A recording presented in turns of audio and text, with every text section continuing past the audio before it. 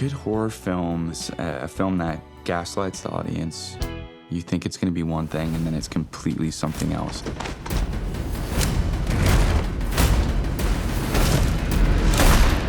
You're a robot. A robot. I think the scariest part of Companion is just how close we are to this reality. It's not too far removed from what we're all collectively thinking about as a culture. And I think technology has been on the forefront of all of our minds. Pop the trunk. Popping the trunk.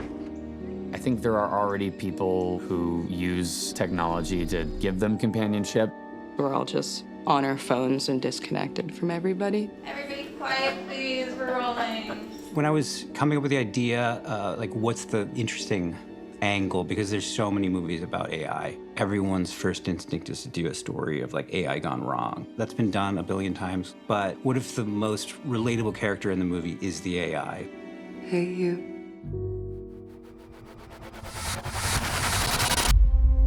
AI is becoming a bigger and bigger part of our lives in the cultural conversation.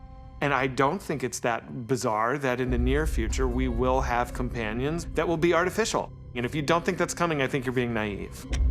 Drew's story here is just very timely about the AI conversation and normal human reaction of sort of fearing new technology and the capabilities of that. We've been scared of AI taking over since the Terminator days, if not before.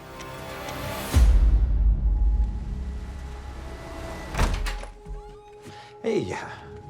Empathix is the company that manufactures these companions. They're kind of a gigantic, nameless corporation, unclear if they're evil or altruistic, we don't know. You have nothing to worry about. Iris is completely docile. Empathix is the example of a tech company that is producing a product that they don't understand the technology that they have. It's like the excitement of, oh, this exists, without thinking about, oh, how does this affect society?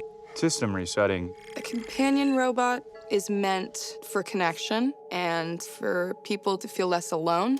I think there's perhaps some shame in not being able to connect with real people.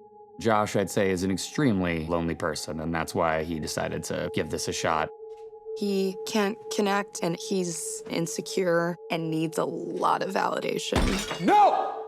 You don't get to sit there and judge me. Let's be ready for the rain effects. We're gonna need them for this. All right, roll down. Rolling. Camera's up. Playing a robot for me specifically is really difficult because I have such a specific physicality. I'm very loose with my body, and I've taught myself to be loose for different characters that I've played. And as soon as I put on the costume, my posture changed. The idea that Drew had was that the consumer would have looked at a catalog of sorts online of different models. So Iris would be the girl next door model. And so it would be very demure and docile. When we got into collaborating with Sophie, she and I really came up with this sort of 60s new wave French-inspired kind of looks. Normally, we design characters. They're supposed to have picked their own clothing, and it's supposed to express things about who they are. But in this instance, it expresses things about the culture, about this company, but not really about the character. For this, I really had to keep it still and find that vulnerability within the stillness. I think a lot of it is just in the eyes. I pitched from early on, let's not try to use visual effects unless we really have to. Whenever I can, I'll always advocate for doing it practically. So anytime you see the actors with their eyes changed one way or the other, we did decide to do as much with real contacts in the actors' eyes. The big one was the robot arm.